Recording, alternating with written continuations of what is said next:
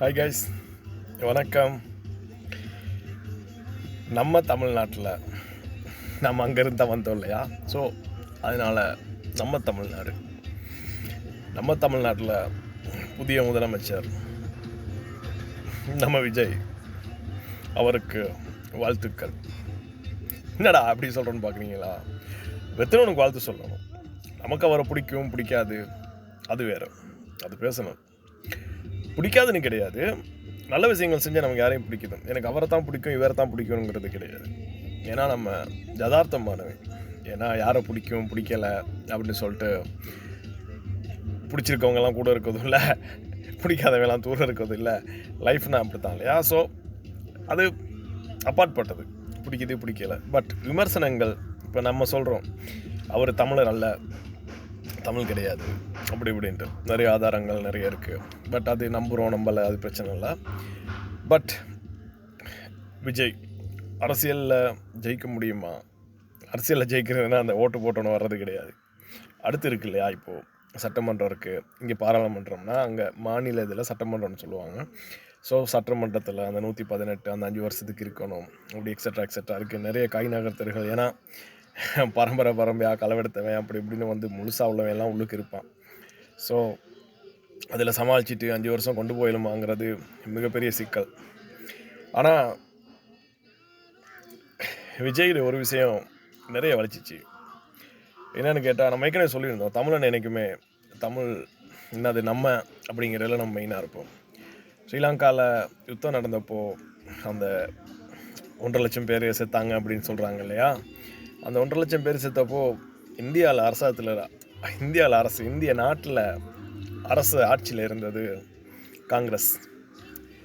அப்போது அந்த காங்கிரஸ் தான் யுத்தத்துக்கு மிகப்பெரிய உதவி பண்ணி ஈழத்தில் எல்லாரையும் சாகிறதுக்கு மிகப்பெரிய உதவி பண்ணாங்க. அது உலகமே அறிஞ்சது. பட் நாடு செஞ்சது, இலங்கை நாடு அழிச்சிக்கிட்டது, விடுதலை புலிகள் சண்டை போட்டது, சரிப்பில் பற்றி நான் கிடைக்க வரல. பட் ஒரு டைம் இப்படி ஒரு யுத்தம் நடக்குது. அந்த யுத்தத்தை முழுக்க செஞ்சது காங்கிரஸ். அந்த காங்கிரஸ்க்கு ஆதரவாக இருந்தது நம்ம திமுக. உலகத்திலேயே தமிழன்கள்லேயே மிகப்பெரிய, அவன் தமிழ் கிடையாது, ஸோ தமிழ் கிடையாது, கருணாநிதி எல்லாம் தமிழ் இல்லை. இருந்தாலும் தமிழ்நாட்டில் இருந்துட்டு மிகப்பெரிய தமிழ் பேசிக்கிற மிகப்பெரிய களவாணி கொள்ளையடிக்கிற குடும்பம்னா அது கருணாநிதி அவனுங்க தான். அதுவும் இந்த திராவிடம்னு சொல்லி ஒரு சித்தாந்தம் வச்சுக்கிட்டு, அப்படின்னா மூட நம்பிக்கைகள் இல்லை, கடவுள் இல்லை, அந்த கொள்கைகள் அப்படி இப்படி நிறைய இல்லைன்னு சொல்லிட்டு நிறைய அப்படிலாம் கொண்டாந்தாங்க. திராவிடம் அப்படின்னு சொல்லிட்டு அதாவது திராவிடம்னு ஒரு இனமே கிடையாது, தமிழன் அழிக்கிறதுக்காக கொண்டு வந்தது அப்படின்ட்டு. பட் அதை பற்றி டீட்டெயில்ஸாக தேவையில்லை. ஸோ இப்படி ஒரு வச்சுக்கிட்டு முழுசாக ஒரு தமிழனை கொன்ன ஒரு கும்பல் அது. அப்போது அந்த டைமில் தமிழ்நாட்டில் இப்போது விஜய் முதலமைச்சராக இருக்குது. அதே நாட்டினா அந்த மாநிலத்தில் முதலமைச்சராக இருந்தது கருணாநிதி. தமிழர்கள் மிக செறிவாக அதிகமாக வாழ்கிற இடம், 8 கோடி பேர்கிட்ட அந்த டைமில் தமிழ்நாட்டில் இருந்தாங்க. ஸோ கருணாநிதி நினச்சிருந்தா அவர் இந்த யுத்தத்தை நிறுத்துங்க அப்படின்னு சொல்லி அவர் ஒரு வார்த்தை சொல்லியிருந்தா அந்த யுத்தம் நடந்திருக்க சான்ஸ் இல்லை, இந்தியா உதவி பண்ணியிருக்க சான்ஸ் இல்லை. ஏன்னா கருணாநிதியில் முட்டு கொடுத்து தான் காங்கிரஸோட ஆட்சி அங்கே இருந்துச்சு. ஸோ ஆட்சியை கவிழ்ந்திருக்க வாய்ப்பு இருக்குது. ஆனால் கருணாநிதி என்ன பண்ணான்னு கேட்டால், தள்ளுநாக்காலில் போய்கிட்டு அந்த முதலமைச்சர் பதவிக்காக அங்கே டெல்லியில் இருந்துக்கிட்டு தமிழனை கொல்ல பதவி ஆசைப்பட்டாங்க நின்னார். ஸோ அந்த திமுக, திராவிட முன்னேற்ற கழகம், திருடர்கள் முன்னேற்ற கழகம், ஏதோ ஒரு இளவு, அதுதான் உண்மையான எதிரி நம்ம இனத்துக்கு, துரோகிகள் அவனுங்க தான். ஸோ விஜய் பேசும்போது நமக்கு ஒரே ஒரு எதிரி தான், இங்கிட்டு டிஎம்கே, இங்கிட்டு டிவிகே. என்ன தான் நாம் விஜயை பிடிக்கலன்னு இல்லை, அது என்னன்னு கேட்டால் ஒரு சில பேர் பழசை மறந்துடுறாரு, அதிகமாக மாற்றி பேசுகிறாரு. ஸோ அவ்வளோதான், வேறு எதுவுமே கிடையாது. பட் டிவிகே வேர்சஸ் டிஎம்கே அப்படின்னு சொல்லி அவர் பேசும்போது நான் மிக பெருசாக எதிர்பார்த்தது என்னென்னு கேட்டால், திராவிட கட்சிகளை ஒழிச்சிடணும் அப்படின்ட்டு. ஏன்னா நம்ம நாட்டில் தமிழனை கொள்ள அந்த அதிகமான முட்டு கொடுத்தது, ஒத்துழைப்பு கொடுத்தது அந்த திராவிட முன்னேற்ற கழகம். அவங்க அது மெயினாக செஞ்சது நம்ம காங்கிரஸ். ஸோ விஜய் அவர்கள் பேசும்போது நல்லா இருந்துச்சு, எதிர்த்து பேசும்போது அதுதான் பேசினார். சிலர் என்ன சொல்கிறது, காசை வாங்கிட்டு அங்கிட்டு சேர்றாங்க இங்கிட்டு சேர்றாங்க அப்படி இப்படி நிறைய விமர்சனங்கள் நம்ம பார்த்துருக்கோம். நானும் அப்லோட் பண்ணியிருக்கேன். பட் 108 வந்தோடனே இன்னும் 10 சீட் தேவை சட்டமன்றத்தில் ஆட்சி அமைக்கிறதுக்கு. அப்போது என்ன பண்ணுறாருன்னு கேட்டால் காங்கிரஸ் இதே ஈழத்தமிழர்களை கொன்று குவிச்ச காங்கிரஸ் கூட அந்த 5 சீட்டுக்காக அவங்கள அப்படியே அணைச்சிக்கிறாரு. அது மெயின். அடுத்து விசிகா, விடுதலை சிறுத்தைகள் எல்லாமே அணைச்சிக்கிறாங்க. அது எப்படி வருதுன்னு கேட்டால் அதில் விஜய்க்கு ஓட்டு போட்டாங்க இல்லையா நம்ம உறவுகள், விஜய்க்கு ஓட்டு போட்ட உறவுகள் அவ்வளவும் திமுக வரக்கூடாதுன்னு சொல்லி தான் போட்டானுங்க.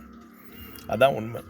அப்போது திமுக வரக்கூடாதுன்னு சொல்லி போட்டு விஜய்க்கு போட்ட ஓட்டில் இன்றைக்கி விஜய் 108 இருக்கார். 118 தேவை அவருக்கு. அந்த மீதி 10 எங்கேருந்து எடுக்கிறான்னு கேட்டால், நீ வரக்கூடாது, விஜய் வரக்கூடாது, நீ யாருக்கு எதிராக பேசுனியோ, நம்ம யாரை துரோகின்னு சொல்கிறோமோ, யாரை எதிரின்னு சொல்கிறோமோ, அவன் வரணும்னு சொல்லி அவனுக்கு ஓட்டு போட்ட அந்த 10 பேரையும் எடுத்துக்கிட்டு இன்றைக்கி ஆட்சியில் இருக்காது. மிகப்பெரிய ஒரு என்ன சொல்கிறது, மிகப்பெரிய ஒரு களங்கம். அது தமிழனாக இருந்துட்டு விஜய்க்கு ஓட் போட்டு ஒரு மாற்றம்னு எதிர்பார்த்த ஒரு சூழலில் இன்றைக்கி இப்படி இருக்கிறது மிகப்பெரிய ஒரு வலி. இந்தியா முழுக்க காங்கிரஸ் இல்லை, அது வேறு. ஏன்னா காங்கிரஸ் யாரோட கூட்டு வச்சாங்களோ அந்த கட்சி அவ்வளவும் இல்லை. ஏன்னா 28, 29 மாநிலங்களை சரியாக தெரியல. அதில் ஒரு 2-3 மாநிலத்தில் கூட இப்போது அவங்களோட ஆட்சி பண்ண இயலலை. ஏன்னா காங்கிரஸுக்கு யாரும் ஓட்டு போட இல்லை. காங்கிரஸ் எப்படின்னு கேட்டால் தமிழ்நாட்டில் பொறுத்தவரை 25-28 வருஷமாக திராவிட முன்னேற்ற கழகம் கூட தான் இருந்துச்சு. ஆனால் இன்றைக்கி விஜய்னு ஒருத்தர் வந்தோடனே ஆட்சிக்காக, ஒரு அதிகாரத்துக்காக அப்படியே பல்ட்டி. ஸோ தமிழ் இனத்தை கொன்ன திமுக காங்கிரஸ் கூட சேர்ந்துட்டு விஜய் ஆட்சியில் இருக்குது வலிக்குது. இப்போ புதுசாக நியூஸ் ஒன்று வருது, அதிமுகவில் இருந்து கொஞ்சம் 30 பேர் போயிட்டு மொத்தமாக சப்போர்ட் கொடுக்குற மாதிரி இருக்குது அப்படின்ட்டு. அப்படி அந்த 30 பேர் மொத்தம் 30-35 பேர் மொத்தமாக போயிட்டு சப்போர்ட் கொடுத்தா திராவிட கட்சிகளையும், திராவிடனா அதிமுகவும் திராவிடம் தான், பட் தமிழனை கொன்னதுக்கு உதவி பண்ணது அதிகமாக திமுக இல்லையா, அந்த திமுக கட்சியையும் அதிலேயே கூட்ட சேர்ந்து ஓட்டு சேர்த்துட்டு கூடி ஓட் வாங்கி வின் பண்ண காங்கிரஸையும் வெளியே தள்ளிட்டு விஜய் ஆட்சியில் இருந்தால் நல்லாயிருக்கும். அவர் நல்லா ஆட்சி செய்கிறாரா இல்லையா அதெல்லாம் நமக்கு தேவையில்லை. ஏன்னா இப்போ கஜானாங்காலின்லாம் சொல்கிறாரு, அதெல்லாம் பிரச்சனை கிடையாது. அது அவர் தேடிட்டு பார்க்கட்டும். ஏன்னா பரம்பரத்துட்டே உள்ளுக்கே இருந்தவே இல்லையா, புதுசாக போகிறவனுக்கு தெரியாது எது இருக்குது எது இல்லை, அது நம்ம ஒத்துக்கணும். பட் அதனால் அவனுங்களை வெளியில் தள்ளிட்டு விஜய் ஆட்சியிலேருந்து என்ன பண்ணுறாரு எது செஞ்சால் நல்லாயிருக்கும் பார்க்க. ஏன்னா எதுக்குமே ஒரு டைம் வேணும். பட் பண்ண விட மாட்டானுங்க. பரம்பரையாக உள்ளுக்கு கலவனால செஞ்சு வேணுங்க விட மாட்டானுங்க, அது வேறு. பட் இன்னொரு முக்கியமான ஒரு நல்ல விஷயம் விஜய் செஞ்சதில், அவர் செஞ்சுட்டு வந்ததில் இந்த செய்ய விடுவானுங்களா எனக்கு தெரியலை, பட் அது மிகப்பெரிய ஒரு நல்ல விஷயம். பாடசாலைகள், கோவில், பள்ளி, இந்த மாதிரி திருத்தலங்கள் இருக்கு இல்லையா, இதை சுற்றி உள்ள அதுக்கு அருகாமையில் உள்ள இந்த மதுபான கடைகளை மூட சொல்லி உத்தரவிட்டிருக்காரு. ஒரு கிழமை டைம் கொடுத்துருக்காரு. செம விஜய் சார், விஜய் அண்ணா, செலோட் 8 விஜய் ஃபேன்ஸ், நீங்கள் பெருமைப்படலாம் இந்த விஷயத்துக்காக. நடக்குமா இல்லையான்னு தெரியலை. ஏன்னு கேட்டால் அது அர்ஜுனா லாட்ரி சீட்டு, அப்புறம் ஆனந்த் கள்ளச்சாராயம், சாராயம், அப்புறம் செங்கோட்டையன் அந்த 40 பேர் என்னமோ தூஷணம் பண்ணி பெண்களை, அந்த மாதிரி எல்லாம் முழுக்க ஒரு களவாணி கூட்டத்தோடு தான் விஜய் ஆட்சி நிற்கிது. பட் அப்படி இருக்க நேரத்தில் இந்த மாதிரி விஜயோட கையெழுத்து அது நடந்துச்சுன்னு சொன்னால், தமிழன் என்ற ரீதியில், தமிழ் பேசுகிறவன் என்ற ரீதியில், பிறப்பிலேயே தமிழன் என்ற ரீதியில் விஜய்க்கு சலூட். ஏன்னா நான் நல்லா இருக்க போகிறோமான்னு எனக்கு தெரியாது. பட் எங்கேயோ ஒரு இடத்துல என் மொழி பேசுகிற என் இனம், என் உறவுகள், என் சொந்தங்கள் நல்லா இருக்கணுங்கிறது நமக்கு ஆசை இல்லையா? ஸோ மதிப்புக்குரிய விஜய் முதலமைச்சர், தமிழ்நாட்டின் முதலமைச்சர், இந்த நீங்கள் ஒப்பம் போட்டது மாதிரி இல்லை, இதை நடைமுறைப்படுத்தினா செம்மையாக இருக்கும். இலங்கையில் வாழ் மலையக தமிழன் எனக்கு இது செம்ம ஹாப்பி. உங்கள் ரசிகன் இல்லைனா யார் ரசிகன் நான் கிடையாது. பட்டு இது என்ன சொல்கிறது, ஒரு சூப்பர் விடயம். தமிழனை பொறுத்தவரை, என்னை பொறுத்தவரை, ஒவ்வொரு தமிழ் பேசுகிற தமிழ் பிறந்தவன், தமிழ் பிறப்பால் தமிழன், ஒவ்வொன்றுக்கு இது மிகப்பெரிய ஒரு நியூஸ். கோ ஹேட் விஜய், பண்ணுங்க நல்லது மட்டும்.